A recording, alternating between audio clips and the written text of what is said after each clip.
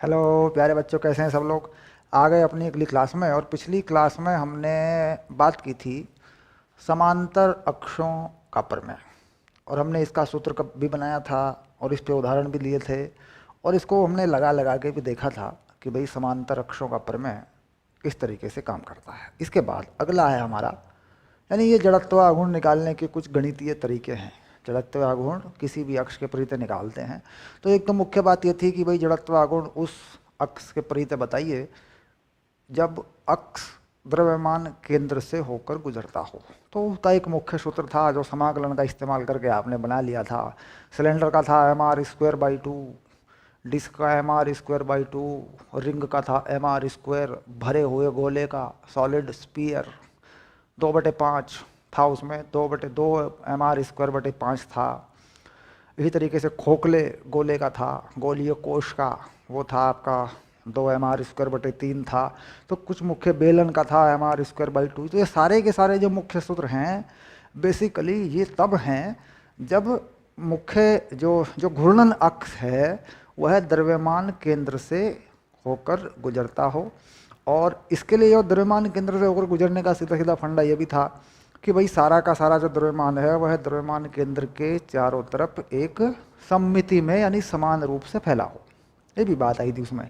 उससे फिर हम इंटीग्रेशन लगा लेते हैं, छोटा सा हिस्सा मान लेते हैं, जैसे मैंने छड़ का बना के दिखाया था पिछली क्लास में आपको कि भाई छड़ जो है मैं छोटा सा इंटीग्रेशन मान लें, कुछ कर लें, तो थोड़ा सा इंटीग्रेशन बना के यानी द्रव्यमान में देखो मेरी बात सुनो, जैसे मान लो मेरे दोनों हाथ हैं और ये दोनों हाथ मेरे बिल्कुल बराबर हैं, इसमें वजन बराबर है, इसमें वजन बराबर है, और मास का जो वितरण है, द्रव्यमान का जो फैलाव है वह बराबर है, और बिल्कुल यहाँ से वह बराबर है। तो मान लो कहीं द्रव्यमान केंद्र यहाँ पर है और मैं इसे घुमाऊँ ऐसे यूँ, तो इसका मतलब हो जाएगा कि यहाँ पर मुख्य सूत्र काम कर देगा।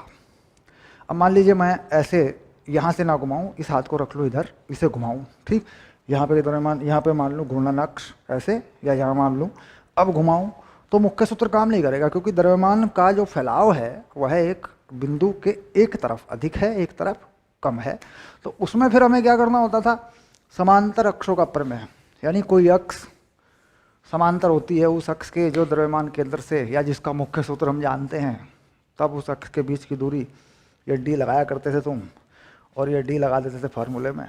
ये द्रव्यमान केंद्र के परितः या द्रव्यमान केंद्र से गुजरने वाले अक्ष के परितः ओ एक्स ओ डैश है, मान लो बीचों बीच जा रहा है, देखो इसके चारों तरफ। लेकिन दूसरा कुछ आ गया, मान लो डी, कोई और अक्ष आ गया ए बी जो समांतर है, उसका ये था। कल मैं याद आ गई बातें, ये मोटी मोटी सी बातें मैंने आपको याद दिलवाई। अब जरा आगे बढ़ते हैं, अब लेते हैं लंबवत अक्षों का प्रमेय।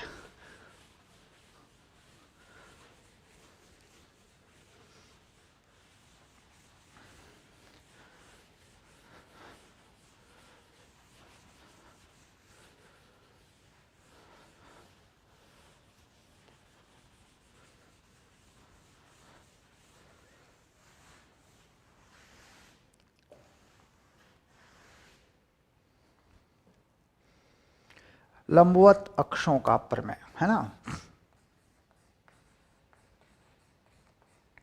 लंबवत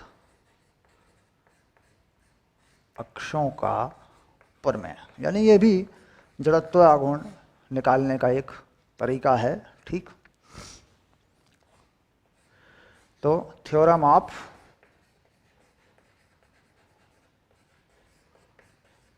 परपेंडिकुलर, बढ़िया चीज़ है, एकदम बढ़िया मस्त। अक्सर बच्चे शिकायत करते हैं कि सर ये समझ में नहीं आता, ये तो जो है ये जो मोमेंट ऑफ इनर्शिया वाला चक्कर है, थ्योरम ऑफ परपेंडिकुलर एक्सिस, ठीक, ये समझ में नहीं आता सर, निकलता नहीं जड़त्व आघूर्ण। दरअसल इसकी वजह क्या है, निकलता क्यों नहीं है? निकलता इसलिए नहीं है क्योंकि जो घूर्णन अक्ष देखते हैं या द्रव्यमान का घूमना देखते हैं या द्रव्यमान का फैलाव देखते हैं, उस पर हमारी बेस की पकड़ कमज़ोर होती है। जब कोई वस्तु घूम रही होती है या चल रही होती है तो हमें यह तय करना होता है कि दरअसल ये किस तल पे चल रही है और किस अक्ष के परितः कहाँ ये घूम रही है, कहाँ इसका जड़त्व आघूर्ण हमें लगाना है, ठीक। तो अनुप्रयोग ऑफ जड़त्व आघूर्ण की बात होती है जब, ठीक। खैर दोनों के करेंगे, जड़त्व आघूर्ण निकालने के हमारे पास महत्वपूर्ण उदाहरण है एनसीईआरटी में, वो भी करेंगे, और इसके अलावा भी मैं अपनी तरफ से भी जो भी होता है हमारे कोर्स में सारी चीज़ें आपको देते ही हैं। तो मुझे लगता है कि ये हो जाएगा, इसमें हिम्मत तुम ना हारो। तो ये तुम समझ लोगे मोमेंट ऑफ इनर्शिया कैसे निकलता है। चलिए आगे चलते हैं। अब देखिए लंबवत अक्षों का प्रमेय उन वस्तुओं पर लागू होता है। सबसे पहली शर्त क्या है, शर्त बना ले पहले, लंबवत अक्षों का प्रमेय उन वस्तुओं पर लागू होता है जिनमें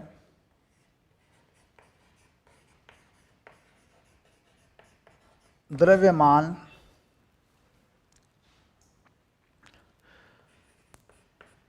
क्षेत्रफल यानी पृष्ठ पर फैला हुआ होता है।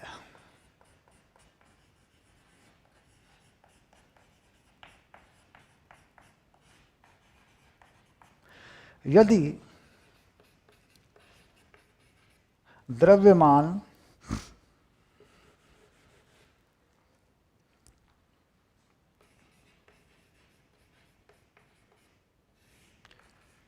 लंबाई या आयतन में फैला हो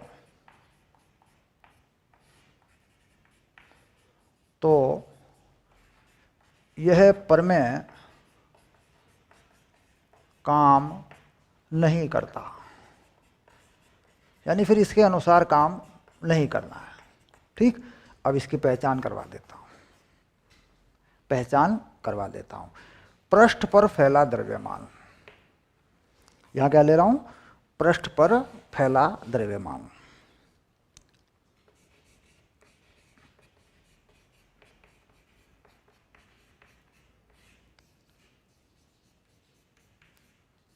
यह है देखो, और लंबाई में फैला वह आयतन में फैला।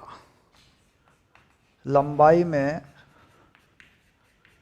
फैला द्रव्यमान, क्योंकि बच्चा जब तक हमें यही पता नहीं चलेगा कि प्रमेय लगेगा कहाँ तो फिर कैसे, कहाँ से निकाल लेंगे हम। ठीक, तो पहले शर्त लगा दे, पहले पहचान करते हैं भाई लगेगा कहाँ। ठीक, और ये बना देता हूँ आयतन में फैला द्रव्यमान। अब किसी भी वस्तु को देख के तुम्हें तुरंत पता चल जाएगा यार इस पर लगेगा कौन सा, कैसे निकालेंगे। अब देखिए पृष्ठ पर फैला द्रव्यमान यानी क्षेत्रफल पर फैला द्रव्यमान, उसके लिए क्या करते हैं, एक डिस्क बना लेते हैं।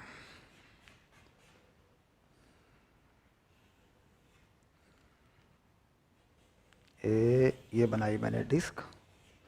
डिस्क मतलब जैसे 1 रुपये का सिक्का है ना, ऐसे 1 रुपये का सिक्का होता है, ऐसा बना लेते हैं। ये देखिए मैंने डिस्क बना दी ऐसे, ये देखिए, ये मैंने डिस्क बना दी। देखो इस डिस्क की जो त्रिज्या है वह बना दी मैंने r। ठीक, और द्रव्यमान बना दिया m।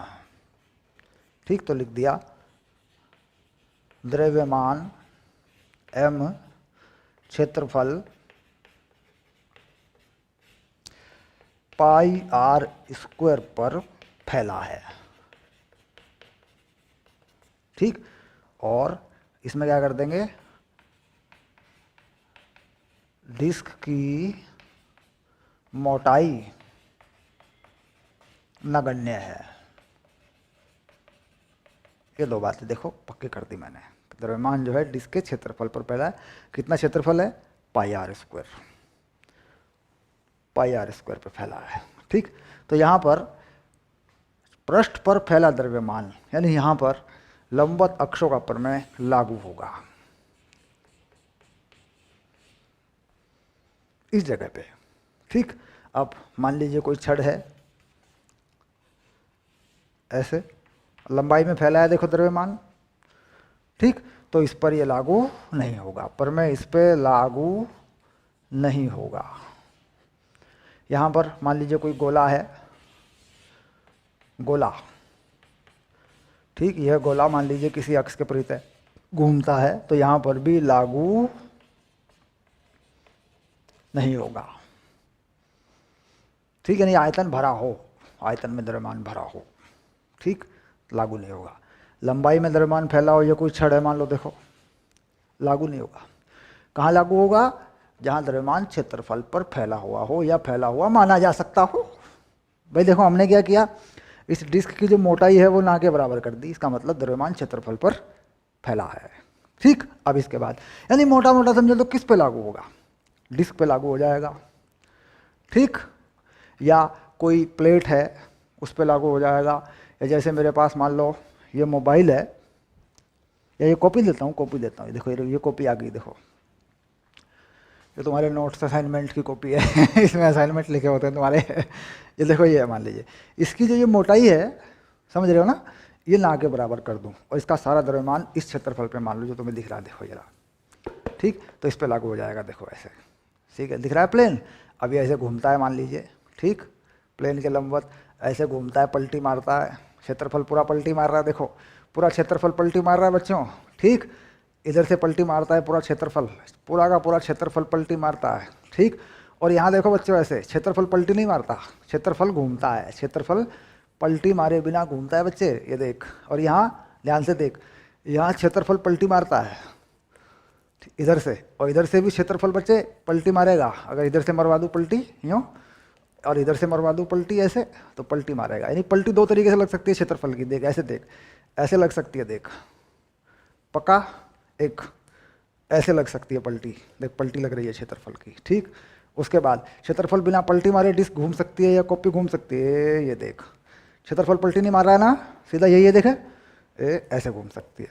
तो इस तरह के जब क्षेत्रफल पर द्रव्यमान फैला हो, आगे समझेंगे पढ़ेंगे आराम से, तब लग जाता है लंबवत अक्षों का प्रमेय। चलिए, कुल मिला के बात समझ में आ गई। अब देखते हैं कि लंबवत अक्षों का प्रमेय कैसे लिखा जाता है, कैसे हम इसकी परिभाषा बनाते हैं अच्छे से, कैसे इसको हम समझते हैं। अब लिखेंगे इसको, ठीक। चलिए,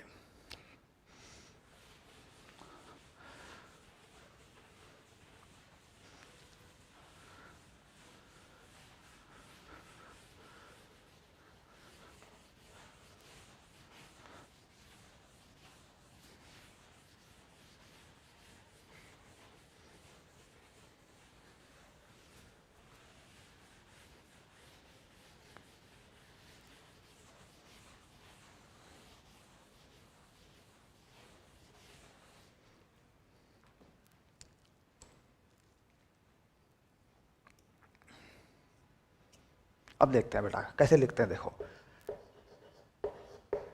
किसी वस्तु जिसमें वस्तु का द्रव्यमान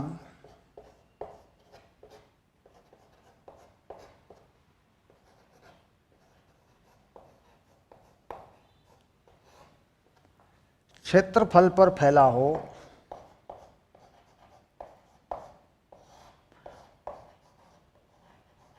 पृष्ठ पर फैला हो,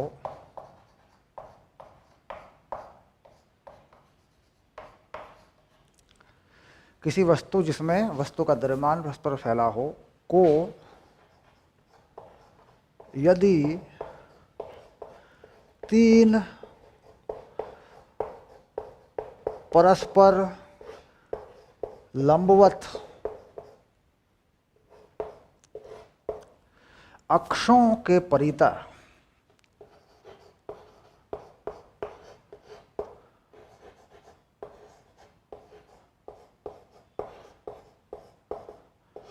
घुमाया जाए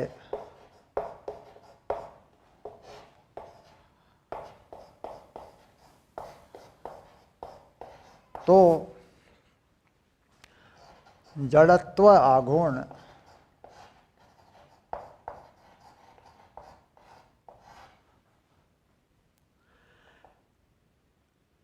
एक अक्ष के परितः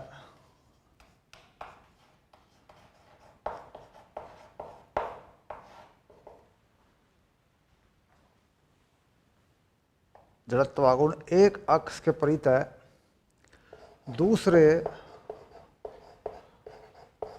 दो अक्षों के परितः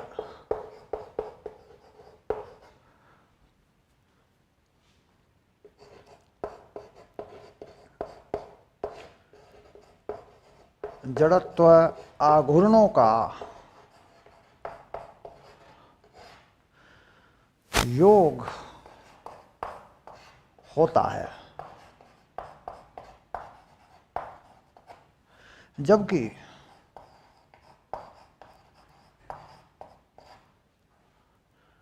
अक्ष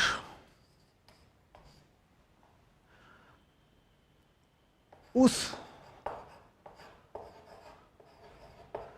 पृष्ठ के लंबवत होना चाहिए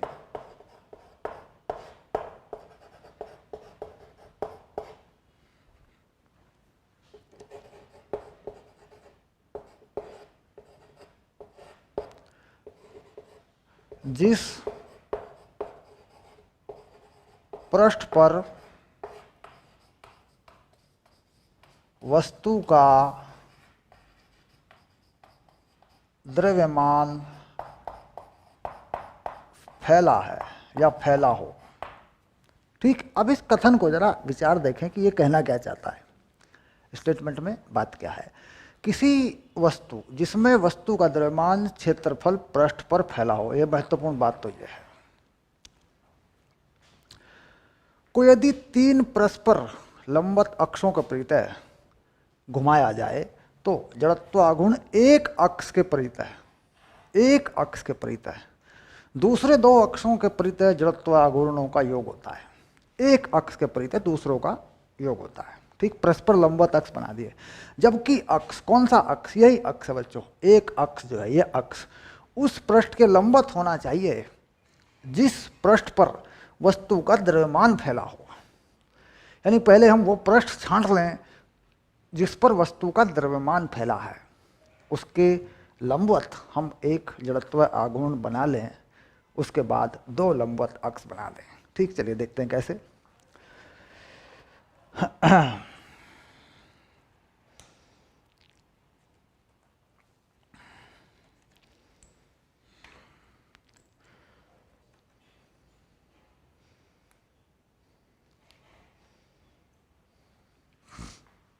चलिए सबसे पहले क्या करते हैं, 3 लंबवत अक्ष बना लेते हैं। 3 लंबवत अक्ष आसानी से बनाने का तरीका क्या होता है बच्चों? ऐसे बना लेते हैं, देखो x y z ऐसे बना लेते हैं। तो ये जो ऊपर का अक्ष है सामान्यतया हम इसे बनाते हैं z, x बना लेते हैं इधर को, ये x बना लेते हैं। देखो इसे बना लिया मैंने x, ये बना लिया मैंने y और ये बना लिया मैंने z। बदल के भी बना सकते हो, x y z भी बना सकते हो, इससे कोई फर्क नहीं पड़ता। सामान्यतः ऐसा होता है कि z अक्ष के परितः हम तल ले लेते हैं। अब इस तल में हम किसी वस्तु को इस तरीके से रखते हैं कि उसका द्रव्यमान एक्स वाई तल में फैल जाए, एक्स वाई तल में उसका द्रव्यमान फैल जाए। तो मोटा मोटा सा, यानी मान लीजिए एक डिस्क ले लेते हैं अपन, ठीक, एक डिस्क लेके उसका द्रव्यमान इस तल में फैला देते हैं। देखो इस तल में फैला दिया मैंने, ये देखिए ये रहा, ये फैला दिया मैंने इस तल में द्रव्यमान।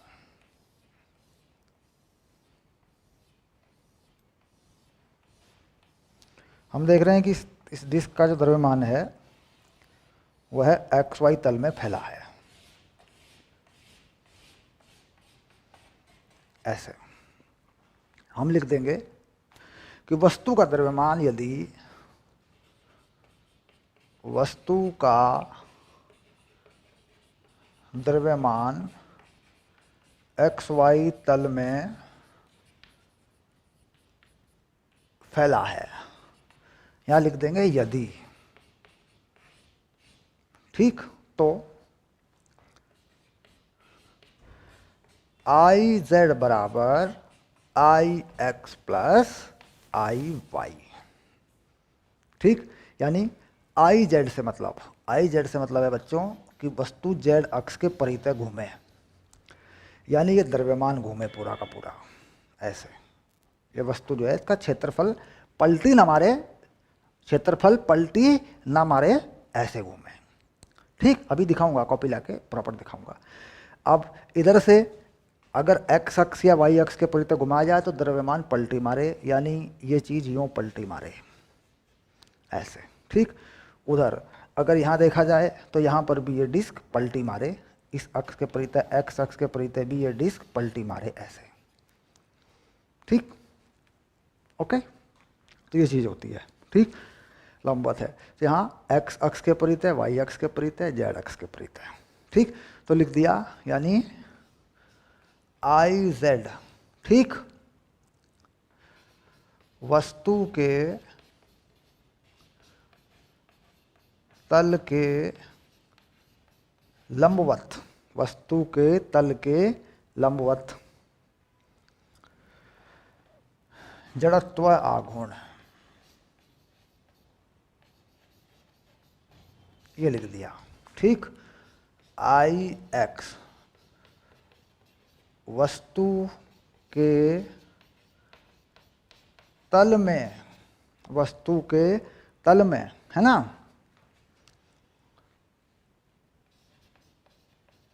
जड़त्व आघूर्ण, और ये भी आई एक्स, ये आई एक्स है ना, आई एक्स और वाई दोनों, वस्तु के तल में जड़त्व आघूर्ण, ठीक।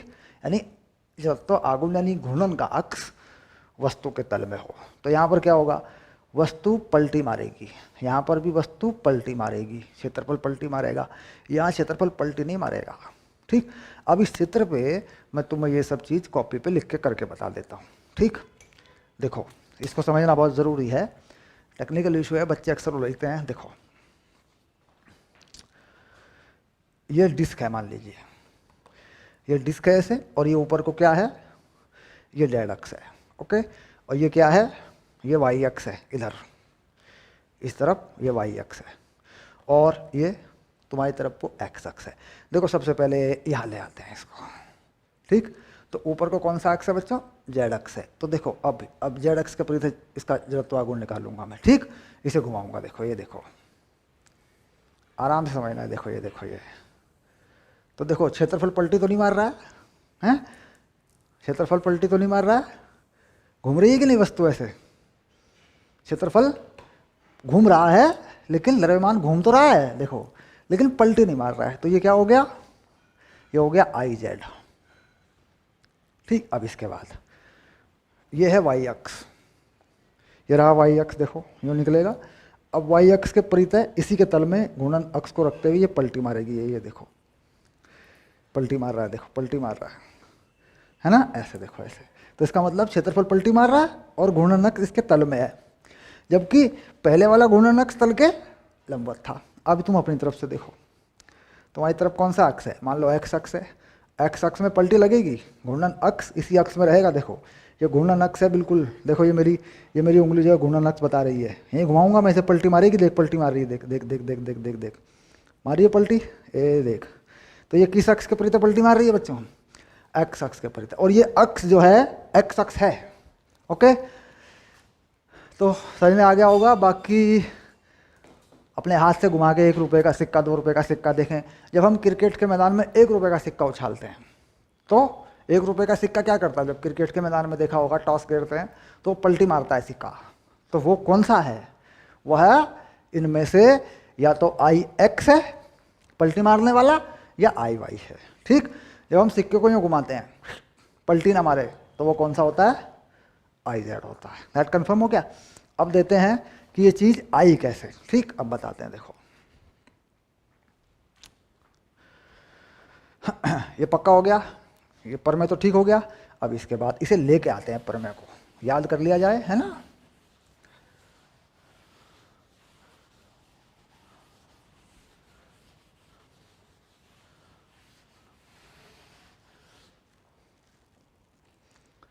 वस्तु में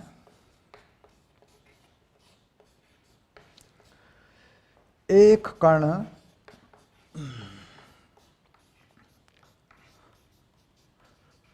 जिसका द्रव्यमान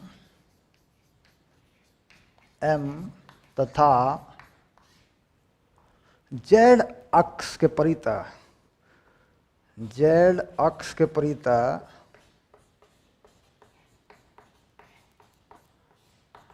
घूर्णन त्रिज्या, क्या कह देते हैं, घूर्णन त्रिज्या, या त्रिज्या लिख सकते हैं। आर है तो I Z M R square. अब देखो यहाँ मान लीजिए पॉइंट मान लूँ ऐसे, ये घूर्णन त्रिज्या क्या मान लूँ, इसे मान लूँ आर। तो यहाँ पर क्या होगा, एक तुम्हारा ऐसे x निर्देशांक होगा और एक तुम्हारा y निर्देशांक होगा, x, y, इस बिंदु का। ठीक, यहाँ पे छोटा द्रव्यमान m मान लो। ठीक, तो पाइथागोरस के प्रमेय से क्या करोगे, r को निकाल लोगे पाइथागोरस के प्रमेय से। क्यों, क्योंकि त्रिभुज साफ दिख रहा है। देखो ये क्या है, ये मूल बिंदु है 0, 0, और ये क्या बिंदु है जिसपे हम माना, एक्स वाई माना। ठीक, अब क्या लिख दोगे, m x square plus Y square, ये हो गया m x square plus m Y square, m x square, ये हो गया i y, और ये हो गया i x। m x square i y क्यों हुआ, सोचने की बात है। जब y के चारों तरफ घूमेगा तो त्रिज्या लंबवत बनेगी कौन से वाली, y के चारों तरफ घूमेगा तो त्रिज्या बनेगी x वाली। तो इसलिए एम एक्स स्क्वायर लंबवत त्रिज्या होती है ना, त्रिज्या लंबवत होती है। मान लो y के चारों तरफ घूम रहा है, ठीक, तो निर्देशांक कौन सा लगेगा, x वाला। एम एक्स स्क्वायर को क्या लिखा है बच्चों, आई वाई लिखा है, ध्यान से समझना इस चीज़ को। और एम वाई स्क्वायर को क्या लिखा है, आई एक्स, क्योंकि जब एक्स अक्ष पर तो घुमाएंगे तो त्रिज्या कौन सी लगेगी, वाई वाला कोऑर्डिनेट लगेगा, वाई वाला निर्देशांक लगेगा। ओके,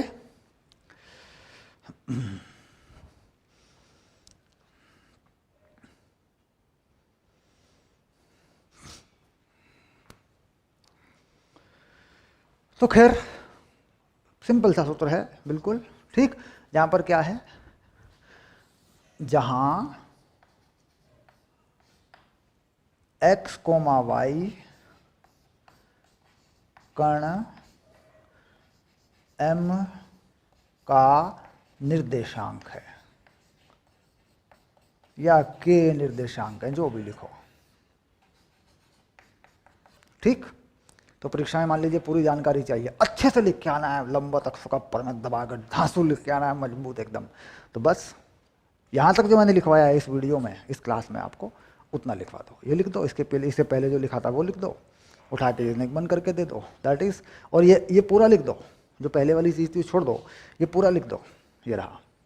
ठीक, तो भी काम करेगा, कोई चिंता नहीं है। ठीक, तो लिख दो, जो ठीक लगे वो लिख दो। आना ही आना है, मान के चलो वार्षिक परीक्षा में ये दोनों प्रमेय आते हैं, लंबवत अक्षों का प्रमेय, समांतर अक्षों का प्रमेय। इंपॉर्टेंट, मोस्ट इंपॉर्टेंट, 100% आता है।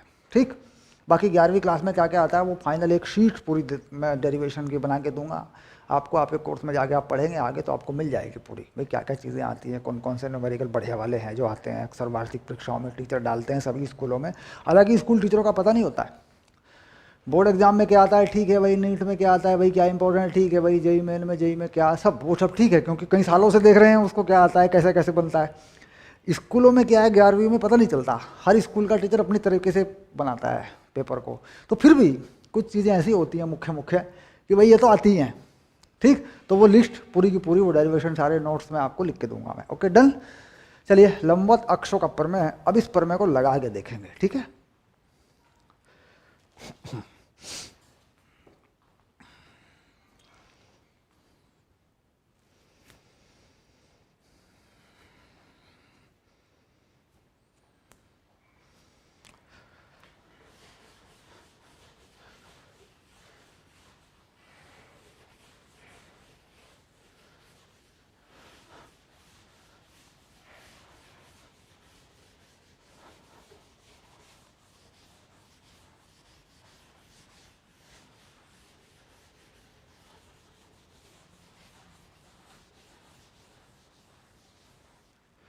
तो प्रमेय को लगाने के लिए हमारे पास दो चीज़ें हैं, बहुत सिंपल सिंपल सी हमारे पास दो चीज़ें हैं।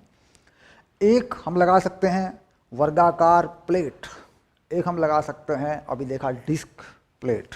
ठीक, एक हम लगा सकते हैं आयताकार प्लेट। तीन चीज़ें हम ले सकते हैं, हमारी समझ में आ जाए, क्योंकि हम तो मान लिया भाई क्षेत्रफल पर फैले हुए जो द्रव्यमान है उनके लिए ये काम करता है। ठीक, तो तीनों को मैं पहले बना के घुमा के दिखाता हूँ कहाँ कहाँ ये घूम सकती है। सबसे पहले हम डिस्क ले लेते हैं, जो कि हमने अक्सर सीखा है और पढ़ना होता है ज़्यादा से ज़्यादा। तो यहाँ ले लेते हैं डिस्क, हिंदी में बोल देते हैं चकती। ठीक, दूसरे केस में क्या ले लेते हैं, वर्ग या वर्गाकार डिस्क, ये भी डिस्क ही है, कोई दिक्कत नहीं, वर्गाकार है। और यहाँ ले लेते हैं बच्चों आयताकार। जड़त्व आघूर्ण निकालने का फंडा तुम्हारा आज बन जाएगा, बीच में नहीं छोड़ना क्लास को, धैर्य मत तोड़ना पूरा देख लेना, समझ में आ जाएगी बात। ठीक है, चलिए, वर्गाकार डिस्क या डिस्क, ये कैसी डिस्क है, इसे क्या कह रहे हैं, ये तो वृत्ताकार डिस्क है ना, ये वृत्ताकार है जो कि अक्सर पढ़ते हैं। ठीक, तो इसमें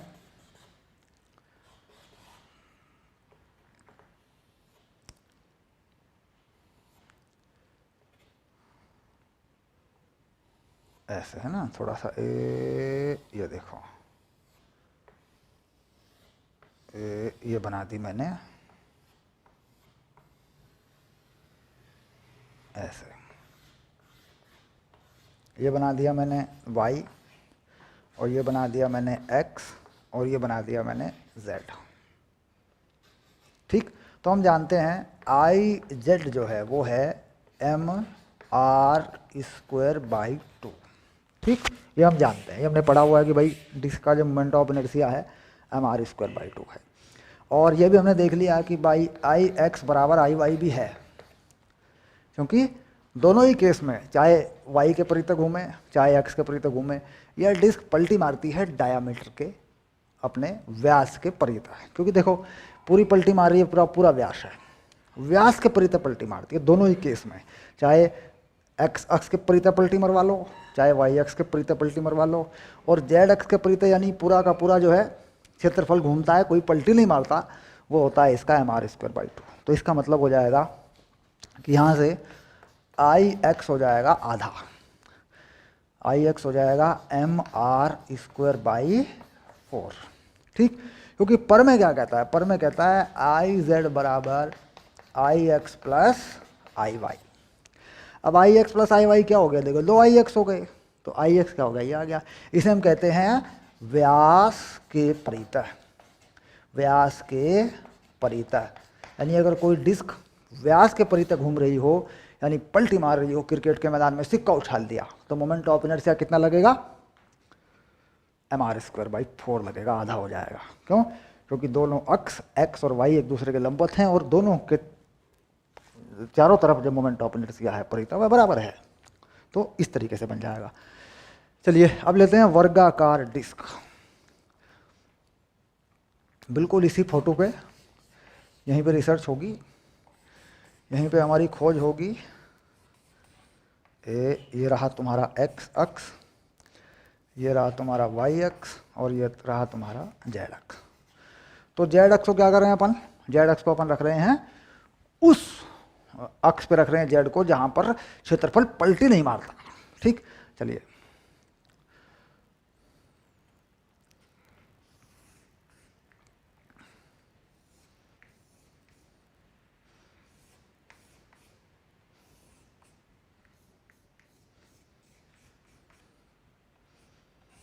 लो बच्चों, ये बना दिया मैंने तुम्हारे लिए एक वर्गाकार, वर्गाकार है, हर भुजा इसकी बराबर है। ठीक, हर भुजा बराबर है। एक भुजा की लंबाई मान लो ले लेते हैं, एक भुजा की लंबाई जो है वो ले लेते हैं अपन a के बराबर, ये ले लेते हैं इसको, ये ले लेते हैं a के बराबर। ठीक, और द्रव्यमान मान लेते हैं इसका m, और केंद्र यहाँ मान लेते हैं ऐसे। ठीक, ये बन गई तुम्हारी वर्गाकार प्लेट। ठीक, अब मान लीजिए तुम्हें आई जेड के परितः मोमेंट ऑफ इनर्शिया चाहिए, तुम्हें x और y के परितः मोमेंट ऑफ इनर्शिया मालूम है। अब देखो कैसे निकालते हैं।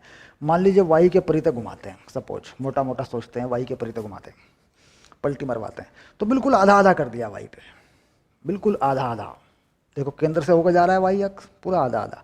तो ये जो लंबाई है ये वाली कितनी हो गई, ये कितनी हो गई, त्रिज्या ये हो गई a/2, आधी आधी हो गई बिल्कुल।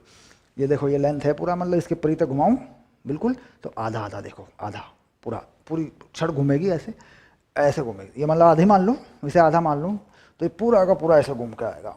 तो ये चीज़ पूरी तरह पलटी मारेगी यहाँ पे, और इसका मोमेंट ऑफ इनर्शिया होगा आई वाई, और होता कितना है एम ए स्क्वायर बटे 12। क्यों? क्योंकि बहुत सारी छोटी छोटी छड़ों से मिलकर ये लंबाई बनी हुई है। देखो अगर लंबाई पे लगा दूँ इसे, छोटी छोटी छड़ों से मिलकर ये बनी हुई है। अगर इस तल को यहाँ छोटी छोटी लंबाई में काट दूँ तो बहुत सारी छड़ बनेगी। एक छड़ ये बन गई, फिर थोड़ा आगे एक छड़ ये बन गई, फिर एक छड़ ये बन गई। इस तरह छड़ों को जोड़ते हुए देखें तो ये सारी की सारी लंबाइयाँ यहाँ जुड़ी हुई होंगी, और ये एक लंबाई ए के बराबर होगी। और ये हमने बना रखा है कि छड़ का जो जड़त्वागुण होता है वो कितना होता है एम एल स्क्वायर बटे 12। तो ये पूरी ये लग जाएगी इसमें। बिल्कुल ऐसा ही यहाँ पर भी हो रहा है, आई एक्स के परिते भी यही हो रहा है बच्चों, एम ए स्क्वायर बटे 12। क्योंकि जब मैं एक्स के परिते घुमाऊंगा इसे ऐसे, तो भी ये लंबाई वही है, ए के बराबर है। ये भी छोटी छोटी लंबाइयाँ इस दिशा में यूँ ऐसे देखें तो छोटी छोटी लंबाइयाँ घूमेंगी। बहुत सारी लंबाइयाँ, एक छड़, दो छड़, तीन छड़, एन छड़, अनंत छड़ें बना दो चाहे, सब घूमेंगी। तो सबका द्रव्यमान कितना है एम, तो सभी छड़ों का द्रव्यमान लग जाएगा, सभी का होगा एम ए स्क्वायर बटे 12। सारी की सारी छड़, मान लो पहले इस द्रव्यमान को मान लो हम एन हिस्सों में बांट लें, तो हर छड़ का क्या होगा एम ए स्क्वायर बटे 12। फिर जोड़ दें द्रव्यमान को सबके, तो ये बन जाएगा एम ए स्क्वायर बटे 12। सिंपल सी बात है। इसके बाद अब हम क्या आते हैं आई जेड से आते हैं। तो आई जेड कितना हो जाएगा हमारे पास, आई जेड हो जाएगा हमारे पास आई एक्स प्लस आई वाई। तल के लंबवत चले गए तो ये हो गया एम ए स्क्वायर बटे 6। ये आएगा देखो, क्योंकि एम ए स्क्वायर बटे 12, एम ए स्क्वायर बटे 12, तो ये हो गया। ठीक, अब इसको थोड़ा सा समझा देता हूँ तुम्हें। ठीक, इसे तुम्हें दिखा देता हूँ कि ये चीज़ हो कैसे रही है। ये देखो, ये रख दिया ऐसे। ठीक, ऊपर को क्या है z है। ठीक, तुम्हारी तरफ से कौन है ये x है, और ये मेरी तरफ से उधर को कौन है ये y है। अब y पे घुमाता हूँ, y अक्ष के परित घुमा रहा हूँ। देखो समझ रहे हो, तो क्या हो रहा है, देखो ये छड़ है एक, ये छड़ है, देखो ये लंबाई है छड़ की, ये लंबाई मुझे दिख रही है। देखो ये लंबाई, ये छड़ बन गई। तो छड़ों को जोड़ जोड़ के मैंने ये बना लिया पूरा। तो ये एम एल स्क्वायर बटे 12 लगा दिया। तुम्हारी तरफ से भी ये देखो एल बन रहा है, ये एल है पूरा। अब तुम्हारी तरफ से देखो ये पूरी लंबाई है ये एल, इस पर द्रव्यमान फैला है ना। अब ये घूमेगी, देखो तुम्हारी तरफ से ये एल घूमेगा, तो ये देखो ये घूम रहा है, घूम रहा है कि नहीं घूम रहा है। तो ये एम एल स्क्वायर बटे 12, एल की जगह पे क्या है वर्ग की एक भुजा है। तो एम ए स्क्वायर बटे 12, एम ए स्क्वायर बटे 12। अब ये पूरा का पूरा मामला ऐसे घूमेगा, एक्स वाई के निकल गए, यूँ घूमेगा ऐसे, जेड अक्ष के परित घूमेगा, क्षेत्रफल घूमेगा, पलटी नहीं मारेगा ऐसे। तो जोड़ देंगे, आई जेड आ गया कितना एम ए स्क्वायर बटे 6। ठीक, अब इसी लॉजिक पे हम निकाल लेंगे आयताकार प्लेट के लिए। आयताकार प्लेट बना देते हैं। ठीक है,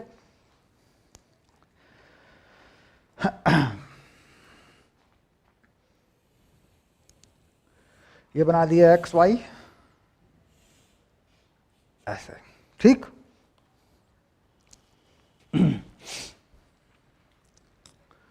यहां पर एक आयताकार प्लेट बनाते हैं।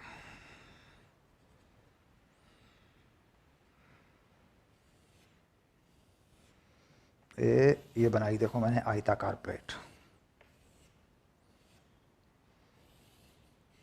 ये बना रहा हूं मैं आयताकार प्लेट। ये लो, ये रही आयताकार प्लेट। ठीक,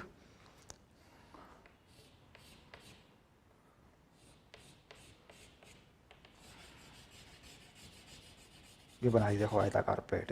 ये देखो ये भर दिया इसमें रंग, अब दिख रही होगी साफ साफ। अब देखो बच्चों तुम्हें साफ साफ दिख रहा होगा आयताकार प्लेट, है ना। ये दिख रही है देखो आयताकार प्लेट। डन हो गया। अब इस आयताकार प्लेट की जो लंबाई है उसको क्या मान लें, उसे मान लें एल। ये रही एल, लंबाई को एल मान लें। इसकी चौड़ाई को क्या मानते हैं बच्चों, इसकी चौड़ाई को मान लें बी, ब्रेथ बोलते हैं अंग्रेजी में बी। ठीक, आई एक्स, आई एक्स में क्या लगेगा, कौन घूमेगा आई एक्स में, एल घूमेगा। ये अगर तुम्हारा एक्स एक्सिस है, ये वाई एक्सिस है और ये जेड एक्सिस है, तो उसके बाद देखो इधर से मैंने लंबाई मानी हुई है, ये लंबाई, तो लंबाई घूमेगी, तो कितना बन जाएगा, एम एल स्क्वायर बटे 12। छड़ का द्रव्यमान, सॉरी इसका पूरे आयताकार प्लेट का द्रव्यमान कितना मान लिया, एम मान लिया। लो आई वाई में क्या घूमेगा बच्चों जरा बताओ, एम आई वाई में घूमेगा ये बी, ये जो बी है ना, ये बी घूमेगा आई वाई में, ऐसे यहाँ से पलटी मारेगा है, तो ये हो गया एम बी स्क्वायर बटे 12। तो आई जेड क्या हो गया, जोड़ दें दोनों को, एम बटे 12 ए स्क्वायर प्लस बी स्क्वायर, ये आ गया। ठीक, पूरा का पूरा प्लेट घूमेगा।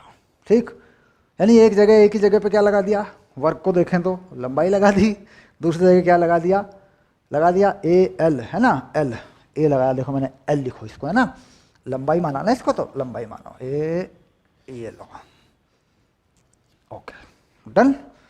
ठीक है, तो कुल मिला के ये है लंबवत अक्षों के प्रमेय को देखना, समझना कि दरअसल क्षेत्रफल पलटी नहीं मारता है, तो उसे क्या मानते हैं, जेड मान लेते हैं। बदल सकते हैं अपनी तरीके से, कोई फर्क नहीं पड़ता उससे, लेकिन बेसिकली मान के अच्छा है कि एक तरीका बना ले हम, तो उसे क्या मानते हैं, जेड मानते हैं। और जिन अक्षों के परितः क्षेत्रफल पलटी मारता है उनमें से एक्स और वाई बना लेते हैं, एक्स और वाई में पलटी मरवा लेते हैं, उन जोड़ लेते हैं, जेड का निकाल लेते हैं। और अगर जेड का मालूम होता है तो उन दोनों का भी निकाल सकते हैं। अब देखिए हमारे पास यहाँ वर्गाकार प्लेट के लिए या आयताकार प्लेट के लिए सीधा कोई सूत्र नहीं है। हम क्या करते हैं, पलटी मरवाते हैं वाई एक्स के परितः, फिर पलटी मरवाते हैं एक्स एक्स के परितः, दोनों को जोड़ देते हैं, क्या निकाल लेते हैं, आई जेड, जिसमें क्षेत्रफल पलटी नहीं मारता, घूमता है, निकल गया। यही फार्मूला इस पे लगा देते हैं। तो मोमेंट ऑफ इनर्शिया निकालने में लंबवत अक्षों के प्रमेय ने यहाँ मदद की।